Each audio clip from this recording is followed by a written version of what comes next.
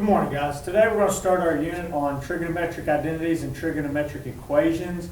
Trigonometric equations should be pretty obvious. It's an equation with our trig ratios or trig functions in there. Trigonometric identity. An identity is just a true statement. 2 plus 2 equals 4. That's an identity.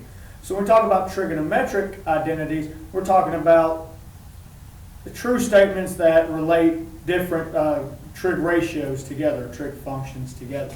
We've talked about these a little bit, some of these fundamental trigonometric identities. So we're going to go through them a little bit more in depth today. Now, the first one I want to talk about are the reciprocal identities. We've talked about them before as sine and cosecant being reciprocals of each other, where sine is opposite over hypotenuse when we're referring to the three sides of a right triangle, and cosecant being hypotenuse over opposite. Well, now we're going to kind of not look at them in terms of the sides of a triangle, but how they relate directly to each other. So reciprocal, such as reciprocal of 2 would be 1 over 2, well, the reciprocal of sine would be 1 over cosecant. So sine of x, the reciprocal of sine is cosecant, so sine is equivalent to the reciprocal of cosecant. So sine is 1 over cosecant, and conversely, cosecant is 1 over sine. Cosine is 1 over secant. Secant would be 1 over cosine. Tangent is 1 over cotangent. Cotangent's equivalent to 1 over tangent. How that's useful is anytime I see one of these, I may be able to substitute one of these other expressions, and we can work in any direction. So we could substitute one expression for the other depending on what the whole identity that we're trying to get to be equivalent looks like. Another one that we've talked about are cofunction identities. Remember the sine and cosine, tangent and cotangent, secant, cosecant. The co means complementary function. So it's just 90 degrees. So we know that if I go 90 degrees in the other direction, so 90 degrees to the left, I'm going to get the equivalent value. So say sine of 0 degrees should be same as cosine of negative 90 degrees. Go 90 degrees in the other direction. So sine and cosine are 90 degrees away from each other, making them cofunctions. So I could substitute in any order here. We could look at cosine as being sine of pi over 2 minus x. Secant is the cofunction for cosecant. So secant is cosecant shifted 90 degrees to the left. Cosecant and secant, we can flip the order. Tangent relates to cotangent by these cofunction identities. So each one of these cos, and we've talked about this many times, you get one co per pair, trying to remember which ratios go together. So if I'm using my cofunction identities, sine and cosine go together. No co, and then a co. Okay. Secant and cosecant, there's my co in that pair. Tangent and cotangent, there's the co in that pair. If I'm using my reciprocal identities, sine and cosecant, there's the co in that pair. Cosine and secant, there's the co in that pair. Tangent and cotangent, there's the co in that pair. So depending on the definition I'm using or the relationship between the trig identities I'm using, I should be able to remember how to pair these up. Okay, guys, now we're going to look at our quotient identities. Quotient identities really are how we define tangent or cotangent in terms of sine and cosine. So if we look at the unit circle, which we worked with in 2 units ago, we remember that unit circle has a radius of 1, and any point on the unit circle where the terminal side of our angle intersects is cosine comma sine. So we can build this right triangle by setting up the relationship of if I got to go cosine units over to get to this point and sine units up to get to that point, then the adjacent leg is cosine and the opposite leg is sine. Well, how that relates to tangent is that tangent is opposite over adjacent, so tangent would be opposite, which is sine, over adjacent, which is cosine. So we can write tangent as the quotient of sine of x over cosine of x. That's our first quotient identity. Now, cotangent, we can remember it 2 ways. One, it's adjacent over opposite. So adjacent would be cosine, opposite would be sine. So we can remember it as cosine of x over sine of x. Or, if I remember my tangent of x, then tangent, the reciprocal of tangent is cotangent. So I take my sine over cosine, and Make it reciprocal, I invert it, and I get cosine of x over sine of x. So these are the two quotient identities. Tangent of x equals sine of x over cosine of x. Cotangent of x equals cosine of x over sine of x. Okay, guys, now we're going to look at our Pythagorean identities. Pythagorean identities are built off of the Pythagorean theorem. Says the sum of the squares of the sides of a right triangle, or the legs of a right triangle, are equivalent to the square of the hypotenuse. In other words, a squared plus b squared equals c squared. Well, how does that tie in to what we're doing? Well, when we look at this right triangle that we formed back using the unit circle, if I did a squared plus b squared equals c squared, I would get sine squared of x plus cosine squared of x is equal to 1 squared, which is 1. So we've used the Pythagorean theorem, the definition of a relationship of the sides of a right triangle, to give us an identity that puts sine and cosine together. So sine squared x plus cosine squared x equals 1. And we can perform a few manipulations on this to get a number of other identities. Let's say that we took this whole equation and divided it by sine squared on both sides. Divide everything by sine squared of x. I can get another Pythagorean identity. Sine squared divided by sine squared, any number divided by itself is 1. Cosine squared over sine squared, well, we just looked at our quotient identities, which said cosine over sine is cotangent. So cosine squared over sine squared would be cotangent squared of x. And then 1 over sine squared, again, referring back to the reciprocal identities, 1 over sine was cosecant, so 1 over sine squared could be cosecant squared of x. So there is a second Pythagorean identity. This one relates cotangent and cosecant together using the Pythagorean theorem. Let's say that we had, instead of dividing by sine squared, we had divided everything by cosine squared of x. So I go through and divide everything by cosine squared of x. Well, sine squared over cosine squared by the quotient identity will be tangent squared. So tangent squared of x. Cosine squared divided by cosine squared, any number divided by itself is 1. And 1 over cosine squared, that's the reciprocal of cosine, which would be secant squared of x.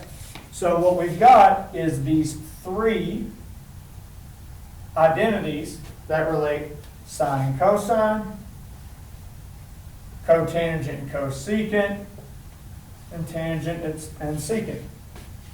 Now we could perform another number of manipulations on these. I could subtract sine squared over here so that I have a new definition of cosine squared, where cosine squared is 1 minus sine squared. Or I could subtract the cosine squared over and say that sine squared is 1 minus cosine squared. We could write it like this. So there are two other ones we could get. I could get sine squared of x equals 1 minus cosine squared of x. Okay? I could get cosine squared of x equals 1 minus sine squared of x. So there's another two identities I can get just by rearranging that one there. Same thing here. I could move the cotangent squared. 1 equals cosecant squared of x minus cotangent squared of x. I could switch these two. I could move the 1 over here, and I could say cotangent squared is equal to cosecant squared of x is equal to cosecant squared of x minus 1. There's another relationship. This identity down here, I could subtract the 1 over. Tangent squared of x is equal to secant squared of x minus 1. Or I could subtract the tangent squared over and say 1 is equal to secant squared of x minus tangent squared of x. So just by really having one identity and performing a number of manipulations to it, I get 9 total true statements that relate two trig functions based on the Pythagorean theorem. I don't propose you sit here and try to memorize all of these. You want to build enough familiarity with them so that if you see 1 minus cosine squared, I can think, oh, that has something to do with sine based on the Pythagorean identities. But if you can really remember this one, sine squared plus cosine squared equals 1, and then remember the two transformations, divide everything by sine or divide everything by cosine. These other 8 are very, very easy to create. So it really all comes off of that sine squared plus cosine squared equals 1. But we're going to work with all of these at some point, doing some type of substitution from one form into the other. All right, now we're going to look at what are called the even-odd identities. If you'll think back to even-odd functions that we covered earlier in the year, even and odd functions, even functions are when I flip the graph horizontally, I got the exact same picture. Substitute a negative x, get the exact same expression. Odd identities are when I flipped the graph horizontally, I got a completely inverted picture. Thing was completely flipped over, everything switched around. Substitute in a negative x, get completely opposite of the expression. We're going to just look at the same type of relationship with our trig functions in that I'm going to compare sine and cosine of positive x to sine and cosine of negative x, meaning I'm going the same distance just in the opposite direction. Well, we can see as we look at this, if these distances are the same, these are the same, but they're going in opposite directions. So sine of x and sine of negative x are opposites. So sine of negative x is opposite of the sine of x. Well, the same thing is going to hold true for the reciprocal. If I flip that over, cosecant of negative x, or cosecant, or that's going to be equal to opposite of negative cosecant of x. So just think of if this was 1/2, if this was negative 1/2, this is negative 1/2. Well, this would be -2, this would be -2. So when you flip a negative number over, the sign doesn't change. So when I move from one form to the reciprocal, it's going to have that same relationship as far as positive and negatives are concerned. Well, if we look at cosine of negative x, cosine is this horizontal distance here. Well, cosine of positive x and cosine of negative x are the exact same line, so they're the exact same value. So we can say cosine of negative x is equal to cosine of positive x. And we know that to be true because my cosine graph starts at a maximum or minimum when we're on the x, or when we're on the axis. If I flip that horizontally, it's still going to be sitting at the same value. Okay, we're going to get the exact same picture when I flip that graph horizontal, which is different from the sine graph. So it ties back into how we did the graphs. That's why when we had a negative b, it didn't affect the direction of our graph. It was only a, because b, as we can see, doesn't matter if we're going up or down. You're going to get the exact same horizontal distance. So cosine of negative x equals cosine of x. And we get the same thing, secant of negative x equals secant of x when we flip those values over. Now tangent. A couple ways we can look at tangent. We haven't really looked at it in the unit circle. We look at more as the quotient identities. So if I look at tangent of negative x, well, that's sine over cosine of negative x. We know that sine of negative x is equal to negative sine of x. Cosine of negative x is equal to cosine of positive x. Sine over cosine is tangent. If one of them is negative, it's negative tangent. So what we end up with is tangent of negative x equals negative tangent of x. This is the relationship we want to see.